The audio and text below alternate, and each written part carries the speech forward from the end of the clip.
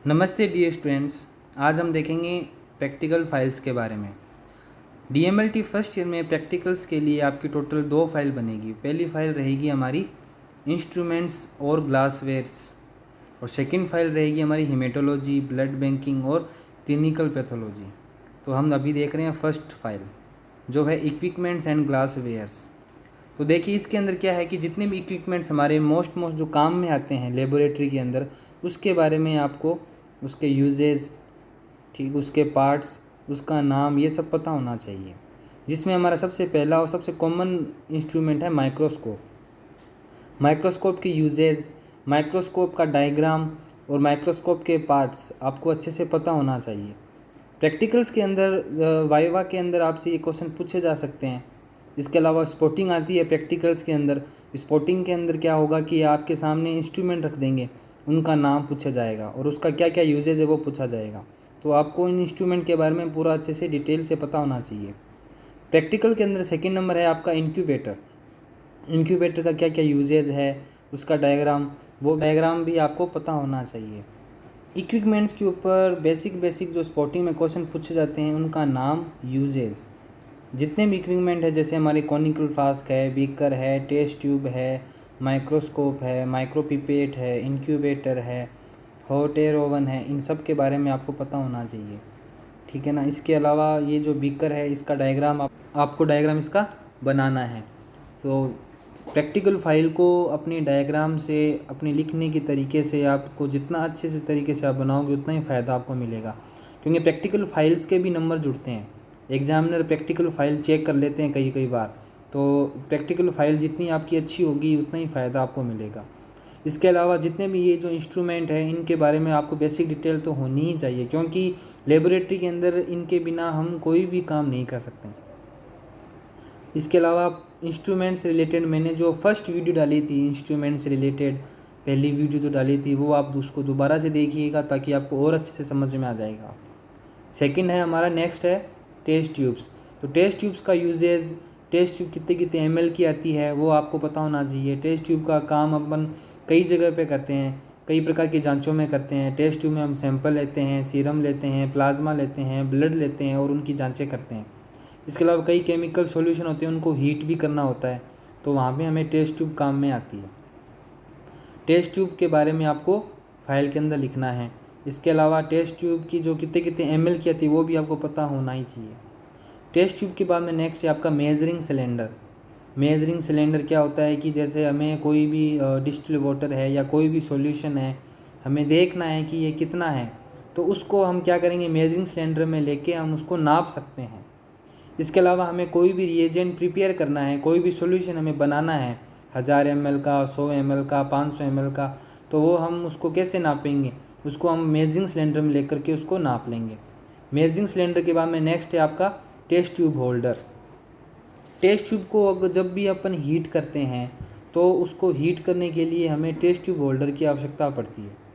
Test tube holder के अंदर हम टेस्ट ट्यूब को फिट करके उसको हीट करते हैं। इसके अलावा ये है आपका टेस्ट ट्यूब स्टैंड, जिसके अंदर हम क्या करते हैं, टेस्ट ट्यूब को रख सकते हैं। तो टेस्ट ट्यूब होल्डर हो गया, टेस्ट ट्यूब स्टैंड हो गई, ये भी क्या है, आपके इंस्ट्रूमेंट है, उपकरण है ना। इनके बारे में भी आपको पता होना चाहिए, इसका यूजेस आपको पता होना चाहिए। Test tube holder, test tube stand के बाद में नेक्स्ट है आपका माइक्रोपिपेट। माइक्रोपिपेट का उपयोग हर लैब में आपको देखने को मिल जाएगा। पहले तो पार्शियल पिपेट काम में लेते थे, लेकिन अब जो लेटेस्ट टेक्नोलॉजी आ गई है आज के समय में पार्शियल पिपेट कोई काम में नहीं लेता, अब माइक्रोपिपेट ही हम काम में लेते हैं। तो माइक्रोपिपेट भी अलग अलग माइक्रोलीटर की आती है, 1000 माइक्रोलीटर तक, 500 माइक्रोलीटर तक माइक्रोपिपेट आती है। तो माइक्रोपिपेट के अंदर जो हमारा बटन होता है उसको हम प्रेस करके प्लाज्मा को, सीरम को सेपरेट कर लेते हैं। जितना भी हमें माइक्रोलीटर चाहिए उसको सेट करना होता है, ठीक है। और टिप्स के सहायता से हम क्या करेंगे, उसको सीरम को, प्लाज्मा को सेपरेट कर लेते हैं। माइक्रोपिपेट के बाद में नेक्स्ट है आपका न्यू बार काउंटिंग चैम्बर। तो काउंटिंग चैम्बर है, इसके अंदर हमें क्या करना है, WBC, RBC को काउंट करते हैं। ये हमारा WBC काउंटिंग चैम्बर हो गया। माइक्रोस्कोप में 10x के ऊपर अगर अपन उसको सेट करेंगे माइक्रोस्कोप को, तो देखने पर हमें इस प्रकार का एक दृश्य दिखाई देगा जिसमें 4 कॉर्नर W लिखा हुआ है। उसमें हम क्या करते हैं, WBC को काउंट करते हैं। सेंटर में जो R लिखा हुआ है वहाँ पे अपन RBC को काउंट करते हैं। काउंटिंग चैम्बर के बाद में नेक्स्ट है आपका ग्लास वेयर्स। तो जितने भी ग्लास वेयर्स हमारे काम में आते हैं लेबोरेटरी के अंदर, उसके बारे में आपको पता होना चाहिए। जैसे बीकर, वॉल्यूमेट्रिक फ्लास्क, ग्रेजुएटेड या मेजरिंग सिलेंडर, इनका नाम, इनका यूजेज आपको पता होना चाहिए। ग्रेजुएट सिलेंडर के बाद में नेक्स्ट है टेस्ट ट्यूब्स। तो ये आपका बीकर हो गया, मेजरिंग सिलेंडर हो गया, वॉल्यूमेट्रिक फ्लास्क हो गया, है ना, टेस्ट ट्यूब्स हो गई। तो ये आपको पता होना चाहिए। इनसे हम प्रैक्टिकल्स और जितने भी टेस्टिंग हैं हम लैब की वो हम करते हैं। Beaker, measuring cylinder, volumetric flask और टेस्ट ट्यूब। बाद में नेक्स्ट है आपका ब्यूरेट। ब्यूरेट का क्या यूजेज है वो आपको पता होना चाहिए। पिपेट्स, है ना। इसके अलावा इरलमेरी फ्लास्क, इसका क्या यूजेज है वो भी आपको पता होना चाहिए। स्टोरेज करने के लिक्विड को, जितने भी लिक्विड होते हैं उनको सबको होल्ड करने के लिए, उसको स्टोरेज करने के लिए सारे इंस्ट्रूमेंट काम में आते हैं। जैसे बीकर है, कॉनिकल फ्लास्क है, इरलमेरी फ्लास्क है, ठीक है। हीट करने के भी काम में लेते हैं। इसके अलावा वाच ग्लास हो गया, है ना। तो ये सब क्या है, आपके ग्लास वेयर्स है, क्योंकि ये सारे के सारे किससे बने हुए होते हैं, ग्लास से बने हुए होते हैं, इसलिए इनको ग्लास वेयर्स बोलते हैं, ठीक है। तो इनके भी डायग्राम आपको प्रैक्टिकल फाइल के अंदर अच्छे से बनानी है। प्रैक्टिकल फाइल्स को आप जितने अच्छे डायग्राम से, जितनी अच्छी राइटिंग से बनाओगे उतना ही फ़ायदा आपको मिलेगा। प्रैक्टिकल से रिलेटेड जितने भी इंस्ट्रूमेंट्स हैं उनके ऊपर मैंने पहली और जो दूसरी वीडियो बनाई थी उसको आप दोबारा से देखिए ताकि आपको और अच्छे से समझ में आ जाएगा। इसी के साथ आगे चलते हैं। नेक्स्ट है आपकी ग्लास रोड, क्यूवेट्स, रेट्रोट, सेपरेटरी फनल, ये सारे के सारे क्या हैं, आपके ग्लास वेयर्स हैं। ये सारे के सारे क्या हैं, इंस्ट्रूमेंट्स हैं। इनका नाम, इनका यूजेस आपको पता होना चाहिए, ठीक है ना, क्योंकि ये वाइवा में पूछते हैं क्वेश्चन इसके ऊपर। ये सारे के सारे आपको पता होना चाहिए। ये हमारी ग्लास रोड हो गई, ये हमारी क्यूवेट हो गई, ठीक है। इसके डायग्राम भी आपको अच्छे से बनाने हैं। नेक्स्ट नीचे दिया हुआ है आपका रेट्रोट। रेट्रोट के साथ नीचे दिया हुआ है आपको सेपरेटरी फनल। ये आपको डायग्राम अच्छे से बनाने हैं। इसके साथ साथ में इसका यूजेज है, इसका नाम है, ये सारे के सारे। नेक्स्ट है आपका इक्विपमेंट से रिलेटेड है एंटीकोगुलेंट वाइल्स।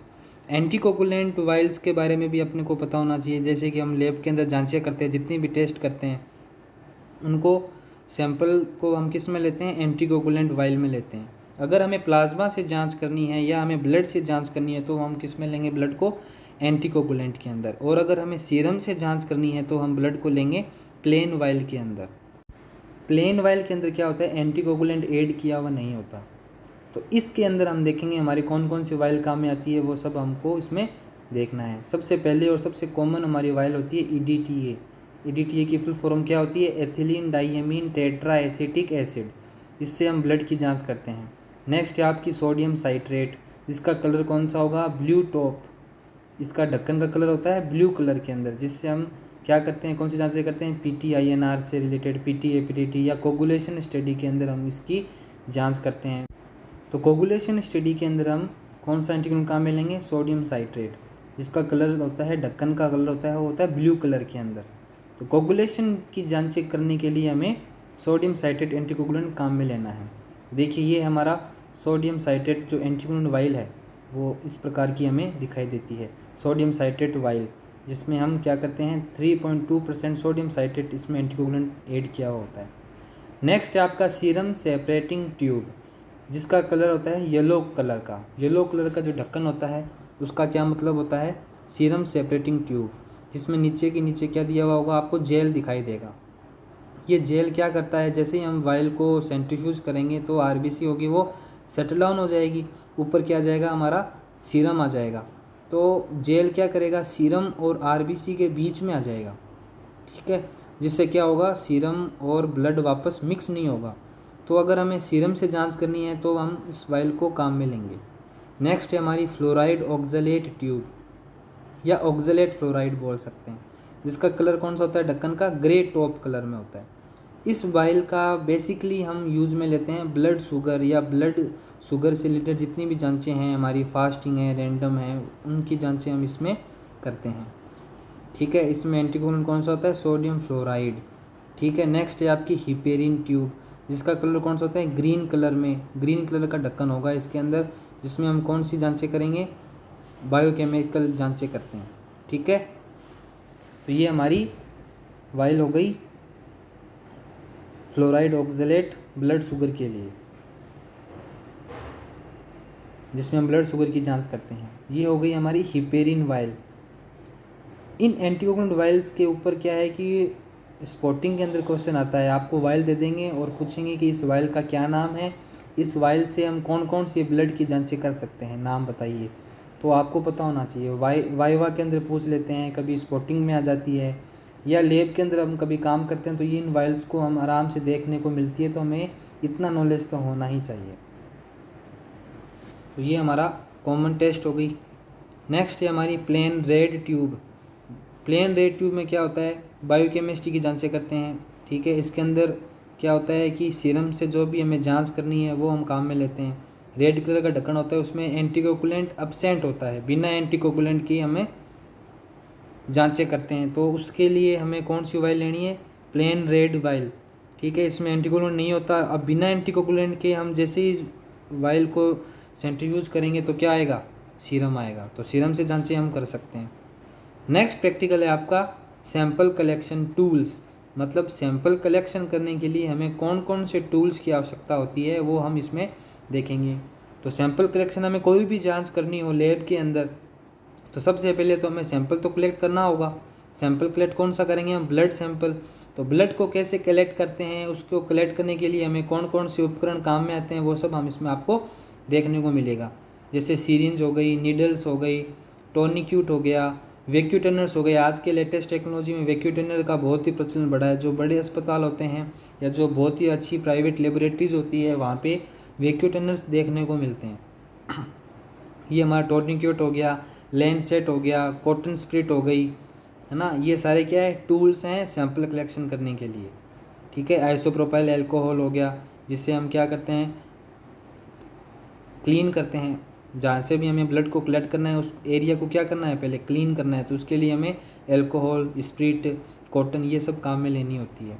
ठीक है, वाइल्स हो गई, कौन कौन सी वाइल जो अभी आपने देखी थी ना एंटीकोगुलेंट वाइल, वो सारी की सारी वाइल्स जो भी जांचें करनी है तो ब्लड सैंपल हम कलेक्ट करेंगे और उनको वाइल्स के अंदर जांचों के अकॉर्डिंग उस वाइल्स के अंदर ऐड कर देंगे ब्लड को, और फिर लेबोरेटरी में उन वाइल्स को भेज देंगे, जिससे हम क्या करते हैं, लेबोरेटरी के अंदर उनकी जांचें करते हैं।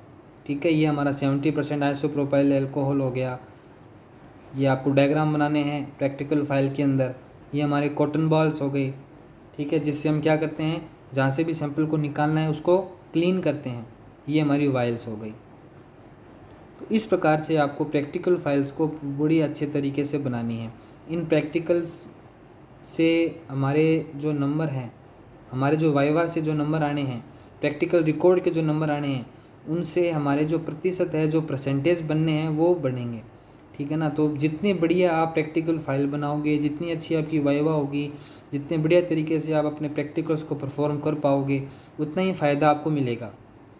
क्योंकि इनका जो वेटेज होता है लगभग 500, 550 या 600 नंबर तक का होता है। जितनी बढ़िया आप अपनी वाइवा को स्ट्रॉन्ग रखोगे, जितनी ज़्यादा नॉलेज रखोगे, उतना ही फ़ायदा आपको मिलेगा। ठीक है ना। तो अपनी नॉलेज को बढ़ाओ और अपने प्रैक्टिकल्स को बहुत ही अच्छा करो, ताकि आपके जो नंबर हैं वो बहुत अच्छे आएँ। और इतनी नॉलेज तो आपको प्रैक्टिकल से रिलेटेड, इंस्ट्रूमेंट से रिलेटेड आपको होनी ही चाहिए। ठीक है ना। ये मार्कर पेन है, मार्कर पेन से हम जैसे कोई भी वाइल है उस पर पेशेंट का नाम लिखना है तो वो हम मार्कर पेन से लिखते हैं। ये ग्लव्स हैं, ग्लव्स पहन के हमें जांचें करनी चाहिए, एप्रन पहनकर हमें जांचें करनी चाहिए। ये हमारे खुद के प्रिकॉशंस होते हैं। ठीक है ना। क्योंकि हमें पता नहीं होता है कि कौन से पेशेंट के कौन से ब्लड सैंपल में क्या बीमारी है, तो खुद को बचाते हुए हमें अच्छे से काम करना है। तो ये हमारी प्रैक्टिकल फाइल नंबर 1 कंप्लीट। अगर आपको वीडियो अच्छी लगी हो तो इसको शेयर करें, चैनल को सब्सक्राइब करें।